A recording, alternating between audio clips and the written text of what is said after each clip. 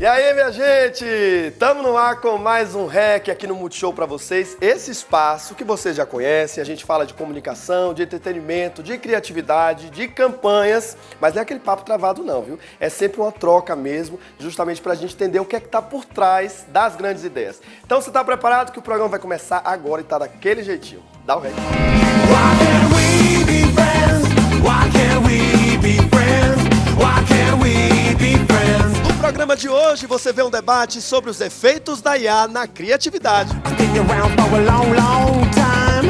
Confere uma entrevista com Igor Pulga, líder de Marketing Growth no PicPay. Why can't we be friends? Fica sabendo mais sobre o poder e as oportunidades que surgem com as comunidades de fãs. E o diretor Thiago Artimonte fala sobre a importância de se manter atualizado e versátil. I told you, but you did not look around. E agora, aquele papo dos bons, viu? A gente conversou com o Igor Pulga, do PicPay, ele que cuida do marketing growth dessa fintech. E é um papo que vale super a pena assistir. Confere comigo. 525, really give me 30, make it 30, really give me 40, really give me 45. 525, really give me 30, make it 30, really give me 40, really give me 45. Quando eu adentrei, passei para o outro lado do balcão, adentrei no mercado de clientes, a decisão do meu contratante, ela foi límpida e transparente. Ou seja, ele falou, cara, eu não consigo entender como as pessoas não fazem uso de contratar pessoas que trabalharam a vida inteira em agência e que tenham uma experiência mais ou menos diversa. A chance de você ter profissionais que não compreendem como funcionam todos os elos da indústria do outro lado do balcão é muito grande. Então, não era uma decisão sobre competência, se eu era o melhor, se eu era o pior, mas ele falou, cara, eu faço questão de tomar o risco de ter uma pessoa que não tem uma carreira construída do lado de cada indústria dos anunciantes e alguém que venha do lado de lá. Acho que é mais fácil aprender as coisas que existem na figura de cliente, porque o outro lado às vezes é indecifrável. E ele tinha uma insegurança muito grande de que o fato de não compreender como funcionava o mundo das agências, como funcionava um ecossistema que exige muito dinheiro, os orçamentos de marketing são muito robustos. Ele queria ter a tranquilidade de entender como funcionava do outro lado toda a arquitetura, todo o fluxograma, todo o volume de dinheiro. E ele nunca se sentiu seguro, esse CEO, na época, em relação a pessoas que trabalhavam do lado de cá porque elas não tinham experiência tácita. Então, nesse aspecto, eu me sinto um privilegiado, fui sortudo. Tinha um cara que tinha uma visão diferente, que me parece muito, falando assim, é tão óbvio, tão razoável, que eu fico preocupado por que não há tantos profissionais semelhantes que migraram do lado de agências para trabalhar em clientes, que me parece um benefício muito óbvio.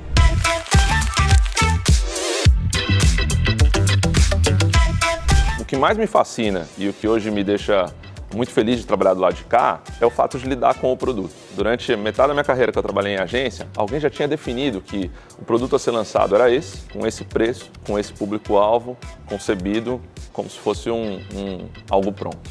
Quando você está do lado de cá, tudo que você pode entender sobre consumidor, sobre pesquisa, sobre teste, sobre avaliar, ainda está em concepção. Então, a riqueza de vir para o lado de cá não está em se responsabilizar sobre vendas ou ter mais capacidade de compreender marca a ponto de traduzir isso para executivos que não tem nada a ver com comunicação e marketing. Tem a ver com contribuir no processo de construção de um produto. O fato de você trabalhar no setor de serviços e não de produtos duráveis faz com que a gente que seja de humanas, a gente que entenda um pouco de pesquisa de consumidor, tenha um grau de intervenção muito grande na concepção do produto. E eu acho que esse é o papel mais relevante. De verdade, o que hoje mais me agrada, cá entre nós, não é ficar fazendo campanha, ficar construindo novo posicionamento, não é fazer naming de produto, não é ficar super feliz do lado do cara do comercial, vendo se a gente vendeu mais ou menos. O que hoje me deixa feliz, né? O que me incentiva, o que me faz levantar todo dia é saber que, cara, as empresas precisam de CMOs como porta-vozes do consumidor. O que eu mais gosto de fazer no meu papel é chegar para os meus pares, para o meu chefe, para o conselho da empresa e falar assim, cara, vocês não estão enxergando um negócio aqui. Temos uma oportunidade, as pessoas estão felizes, estão insatisfeitas, olha só o que elas valorizam no concorrente, olha só o que falta. Esse desenho de ouvir o consumidor e trazer inputs das pessoas reais para dentro da companhia, eu acho que é o trabalho mais valioso, é o trabalho mais rico, é o trabalho mais válido.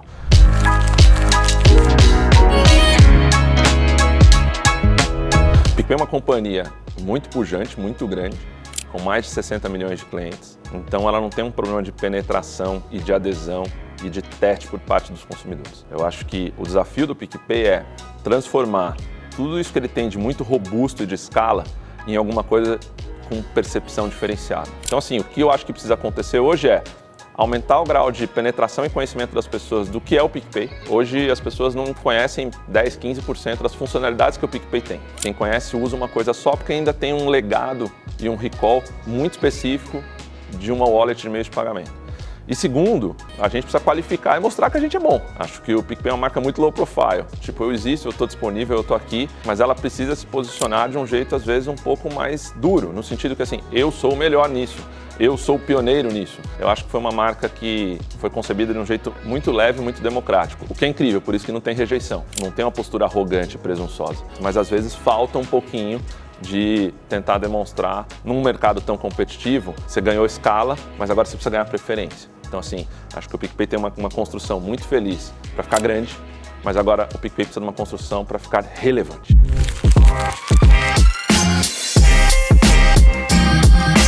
Tanto agora no PicPay, como eu passei pelo BK, quando eu tive no Santander, eu trabalho em marcas que são as underdogs, né? São os desafiantes. Eu nunca fui CMO de uma marca líder de mercado. Qual que é a implicação de quando você não é líder, né?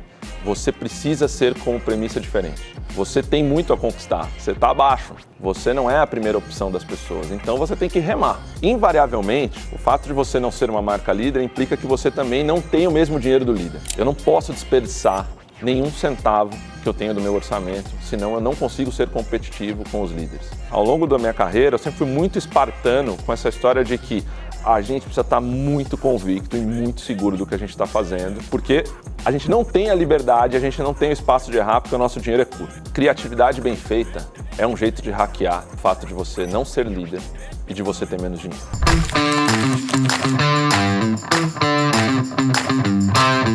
A criatividade que hackeia o sistema a ponto de ser mais relevante e chamar a atenção das pessoas é a criatividade da verdade. Quando você é sincero, quando você fala alguma coisa que as pessoas se identificam como verdade, por mais que o seu produto não seja relevante, que aquela marca não me agrade, que eu não precise daquilo, que eu não tenha dinheiro para aquilo, quando eu vejo alguma coisa na tela que é verdadeira, aquilo tem uma lembrança e um tempo de permanência na mente das pessoas, é mais relevante que emocionar, é mais relevante que causar, é mais relevante que uma celebridade. O meu checklist de como que a gente faz uma campanha é, eventualmente, sim, tem um grupo que é inabalável, não tem como fazer alguma coisa que agrade todo mundo, mas quem esteja desagradado tem o reconhecimento de saber assim, putz, cara, não gostei, mas é verdade. E no ambiente publicitário, que vem historicamente taxado por falsidade, manipulação, um monte de artificialidades, quando você imprime alguma coisa verdadeira, isso gera notoriedade. Não é altruísta no sentido que a verdade é importante. É que, infelizmente, a gente construiu um histórico onde o consumidor médio enxerga a publicidade com desconfiança. Então, assim, usar a verdade como um ativo é muito forte, não porque as pessoas valorizam, é porque a média é muito simples.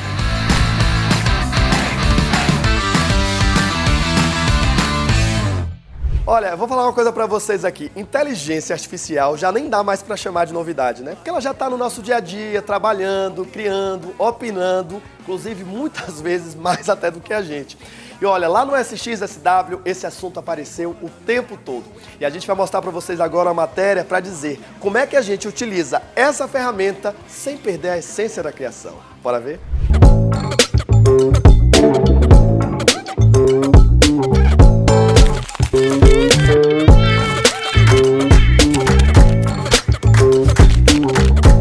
This panel was something that came as a result of a feeling I personally started to experience where we know AI is a powerful tool. We know it can help with a lot of efficiency, but something I started to sense as I started to use it, especially for things that were a little hard to kind of kick off, that I started to realize that thing that I used to do on my own, which is start with a blank page, start with a kind of an idea and how to get it out of my head and the tension that comes from that. I wanted to talk about how hard that feels now because I've started to use AI so much, and how I really think that we have to protect ourselves from over-deferring ourselves to AI in a way that might slowly, maybe unintentionally, maybe we don't even realize it, atrophy our brain a little bit.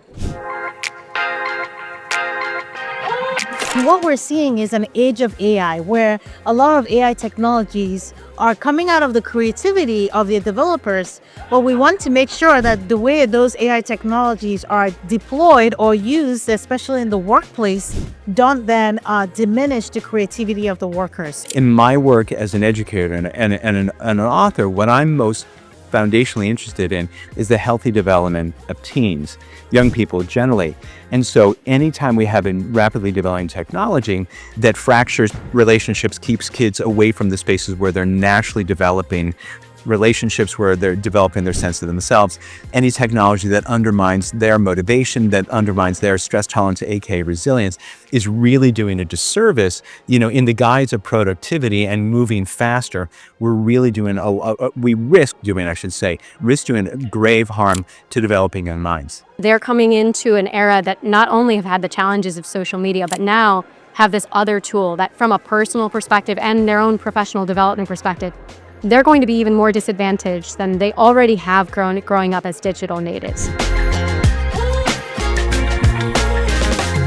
Several years ago, there were 300 psychologists who wrote an open letter to the American Psychological Association asking the association to censure, to formally criticize the psychologists who were employed by Silicon Valley companies to make social media technologies as addictive as possible. The teenagers max out in their happiness around 30 minutes, and they really enjoy it. But once they get to an hour and an hour plus, it actually starts to make them less happy. We could design this technology to say, let's just put this on pause. I'll hold the thing right here and we'll pick this up tomorrow. That would not be hard to do.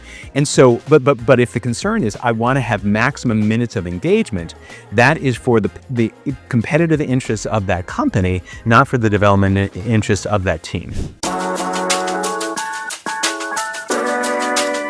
I think that the thing that we're missing is, instead of turning initially and automatically to AI, we should be turning automatically to ourselves first, always. There is a way back, but it's societal.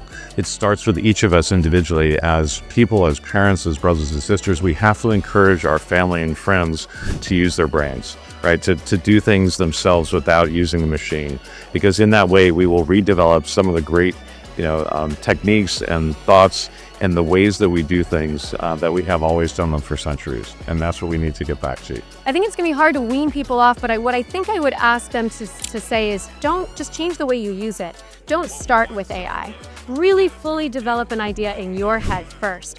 Think about everything that you want to say, where you want to go, even if it's not super clear yet, but do as much as you can on the front end to develop your idea.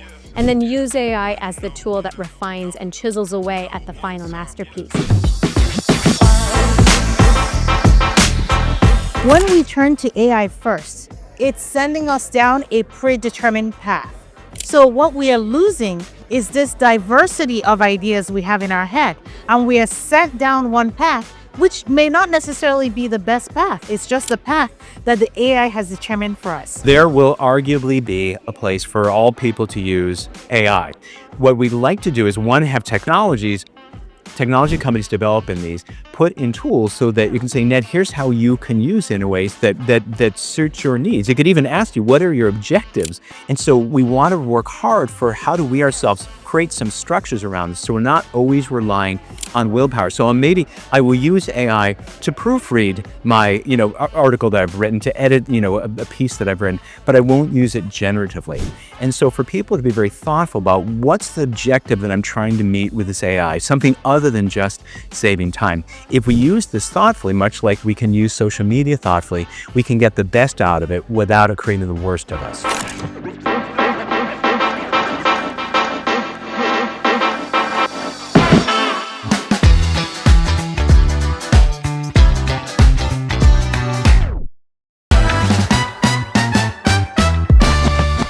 Aquela sensação de que se você parar, você vai ficar para trás. Isso no audiovisual é quase uma regra, viu? Porque tudo muda muito rápido, né? Formato, linguagem, tecnologia, não dá para ser uma coisa só.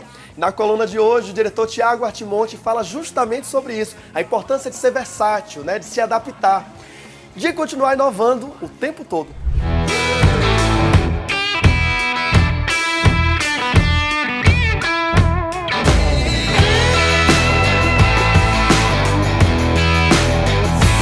O que Steven Spielberg, Spike Jonze, Guy Ritchie e Yorgos Lanthimos têm em comum? Eu sou Artimonte, diretor criativo, e hoje quero te falar sobre se reinventar. O mercado criativo não para. Quando você acha que entendeu o jogo, ele já mudou de novo. Formato muda, linguagem muda, ferramenta muda. Às vezes, tudo isso muda junto. No audiovisual, isso fica ainda mais claro. Quem para, fica para trás. E os grandes diretores, os mestres, sabem disso. Spielberg construiu uma carreira inteira sobre reinvenção. Saiu do terror e da aventura, passou pelo drama histórico, pela ficção científica e em cada fase soube absorver o que o momento pedia sem perder a própria voz. Spike Jonze começou nos clipes e na publicidade. Migrou para o cinema com uma estética completamente única e até hoje você não consegue encaixar o trabalho dele em nenhuma caixinha.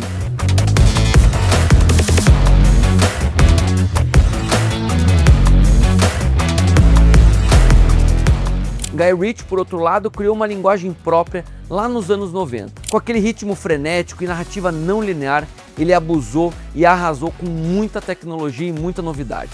E mesmo assim, conseguiu fazer blockbusters de ação, comédia e aventura épica, sem soar genérico em nenhum deles.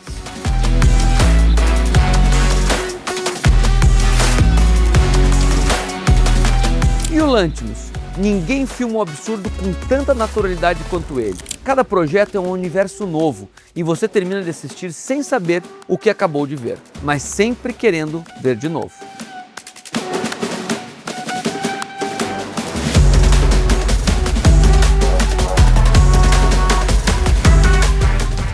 São carreiras, estilos e formas diferentes de contar história. E se você reparar, nenhum deles ficou repetindo a mesma fórmula. Todos continuaram se movendo, experimentando e absorvendo o que o momento tinha para oferecer, inclusive em formas de tecnologia.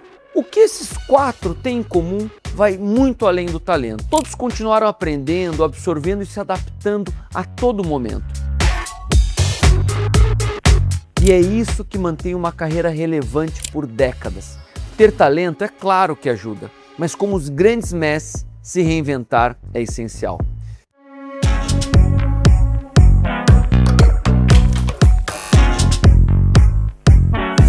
Se você trabalha com criação, eu te dou mais dicas como essa no @ArtimonteCreative. Me segue lá e vamos nessa, na próxima semana a gente continua. Beijo!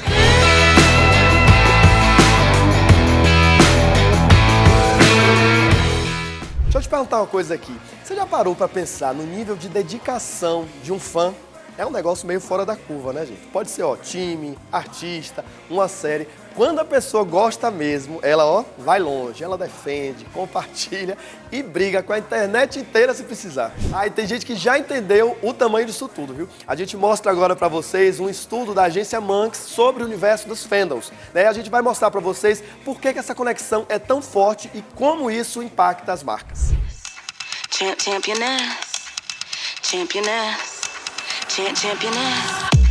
I'm a championess, every player on the field wanna f with this. They can't handle it, you could say that I'm more than a handful, yes, I stay overdressed. Double 20 vision, 24 karat, that's gonna be... Se antes a arquibancada era o coração da torcida, hoje ela também cabe no meme, no feed e no grupo de fãs. Uma pesquisa realizada pela agência Monks revela que o futebol virou uma plataforma cultural gigante, onde gastronomia, música, moda e internet se misturam com a paixão pelo jogo. Bora entender isso melhor com a gente?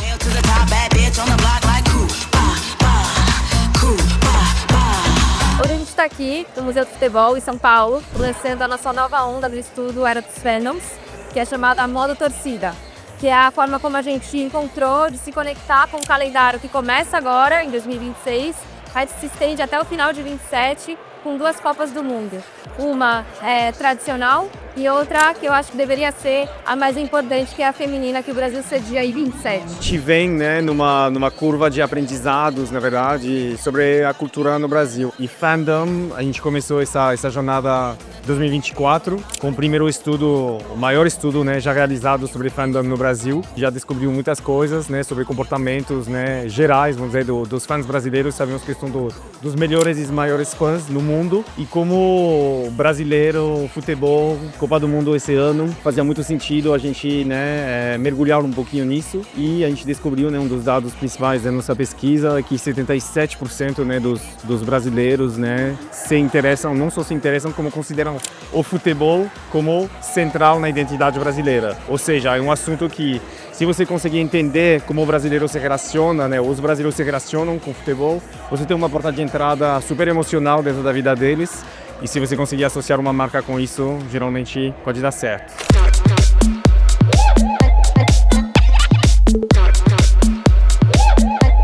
O principal objetivo aqui foi, além de reforçar a nossa crença de que através das comunidades e dos fãs é possível construir estratégias de comunicação muito eficientes, a gente também fazer um duplo clique nesse que é um aspecto super identitário da nossa relação com o entretenimento no Brasil. Tem fãs dentro do futebol para qualquer coisa, então pode ser o amor à camiseta, o amor aos cantos das torcidas.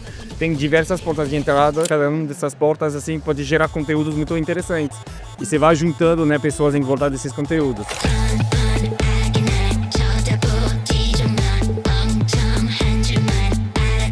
Essa pesquisa nasce de uma pergunta nossa aqui na Mons, que é preciso ter centenas de milhares ou milhões de reais para ser visível, melhor, para ser relevante no futebol? E a gente conclui no final desse estudo que não. Que mais do que grana e investimento, é preciso ter inteligência cultural, sensibilidade para as novas arquibancadas, para que com isso, aquele R$1 ou aqueles poucos milhões de reais não pareçam pouco, pareçam suficiente para fazer o que precisa ser feito. Então, acho que é um convite para que as marcas repensem se é com barulho e volume que elas vão chegar mais longe, ou se é com inteligência, estratégia e sensibilidade, que existem novas possibilidades para construir marca e construir relação com as pessoas. Temos basicamente 4 níveis de engajamento, vamos dizer, né, com o futebol. O que foi interessante, na verdade, quem se define como super fã, então o mais intenso, né, mais engajado, foram 37% dos respondentes, né, à pesquisa. E, na verdade, os interessados, que vamos dizer são os mais lights, né, de envolvimento, são 10%. E o brasileiro realmente se considera como um super fã. Tipo, ele veste a camiseta todo o tempo, se engaja nos papos, defende os assuntos. E isso é muito importante de se entender, porque eu acho que você não pode entrar no futebol achando que todo mundo engaja da mesma forma e no mesmo nível, né? Tem uma importância emocional, quase muito dramática para algumas pessoas, e para outras pessoas, cara, eu só quero ver tipo, quando me interessa, quando tem a seleção jogando, né? De uma forma e engajar de formas mais suaves, né? Então eu acho que se você entender isso, você começar a conseguir, beleza, a audiência que eu estou procurando, né? Que eu estou buscando, onde ela se situa dentro desse fandômetro, né? E de acordo com isso, você também decidir investir mais ou menos em tal ou tal camada.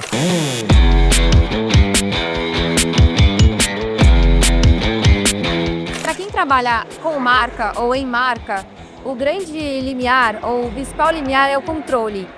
Então as marcas têm lá seus brand books, têm seus guias, têm, né, seus dogmas, e acho que isso não vai mudar. Acho que o que vai mudar é quando a gente vai falar com comunidade, vai falar com os fãs. Dificilmente são fãs das marcas, eles são fãs das paixões deles, eles são fãs dos IPs dele, como a gente chama, né? Das séries, dos times.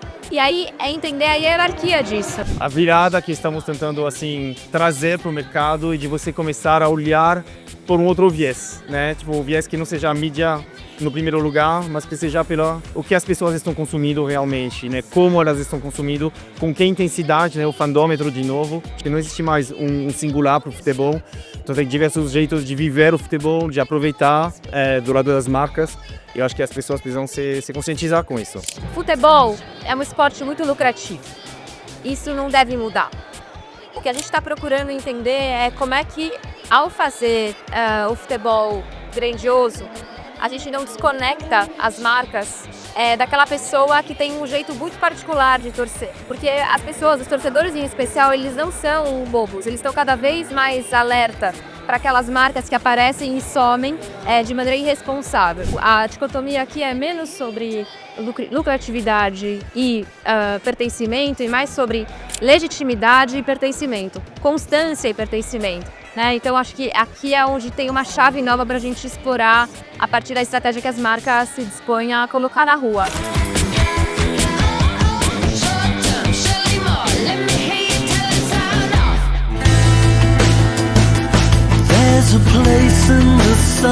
Ah, minha gente, o programa tá acabando por aqui, mas ó, se deixou passar alguma coisa, calma, que tá tudo lá no Globoplay. E se quiser continuar esse papo aqui com a gente, essa troca, é só ir lá no @programa Reclame. Tem bastidor, tem opinião, tem umas viagens, umas maluquices também, que só a gente entende, né? Ah, e o programa de hoje foi gravado aqui, ó, no Café Hotel Mojo Society, que fica na região do Itaim Bibi, aqui em São Paulo, pertinho aqui da Faria Lima.